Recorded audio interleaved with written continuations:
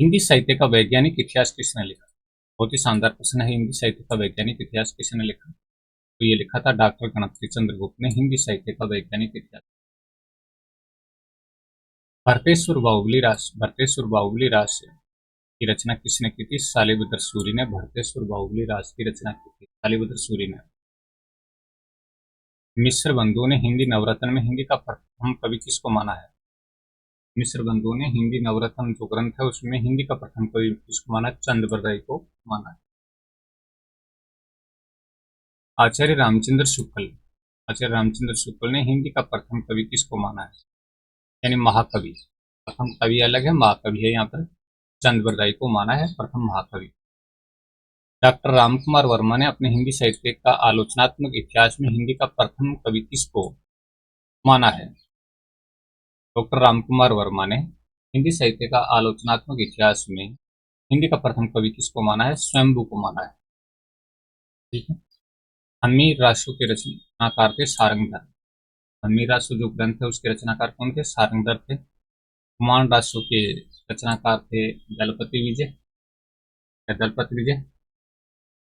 कुमार रासु के रचनाकार दलपति विजय। ठीक है। पृथ्वीराज रासु के रचनाकार चंद बरदाई। नेक्स्ट, विजयपाल रासु के रचनाकार नल्ल सिंह। विसल देव रासु के रचनाकार नरपति नाल है। विसल देव रासु की रचना किसने की? नरपति नाल ने।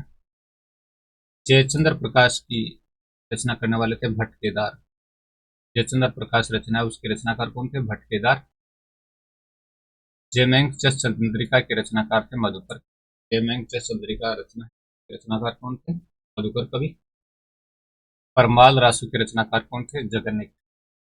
परमाल रासु के रचनाकार जगन्निक। और कीर्ति लता के रचनाकार थे विद्यापति। विद्यापति ने कीर्ति लता की रचना की। विद्यापति पदावली की रचना करने वाले कौन थे? विद्यापति थे। ये संपादित है। ये कीर्ति पताका की रचना किसने की? विद्यापति ने की थी। और इसकी भाषा अवट है। सिद्धों में सबसे ऊंचा स्थान किसका माना जाता है? तो ये लुइपा का माना जाता है सिद्ध संतों में सबसे ऊंचा स्थान। हिंदी साहित्यकारों ने स्वयंभू का समय कब के आसपास माना है? तो हिंदी साहित्यकारों ने स्वयंभू का समय कब के आसपास माना है? 783 के आसपास का माना है स्वयंभू का समय। 783 के आसपास का। रिठ नेमिचर्यु की रचना किसने की? रिठ नेमिचर्यु की रचना करने वाले कौन? तो ये रचनाकार थे स्वयंभू ने की थी रिठ नेमिचर्यु की रचना। महापुराण की रचना किसने की थी? महापुराण की रचना करने वाले थे कुशदत्त। और अणय कुमार की रचना किसने की? कुशदंत ने। अणय कुमार की रचना की थी कुशदंत ने ही। श्रावकाचार्य की रचना किसने की? श्रावकाचार्य की रचना करने वाले थे देवसेन। 250 दोहे हैं। श्रावक धर्म की इसमें प्रतिष्ठा की गई।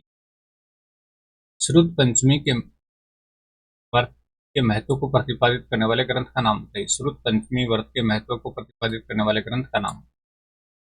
तो ये भविष्य का है।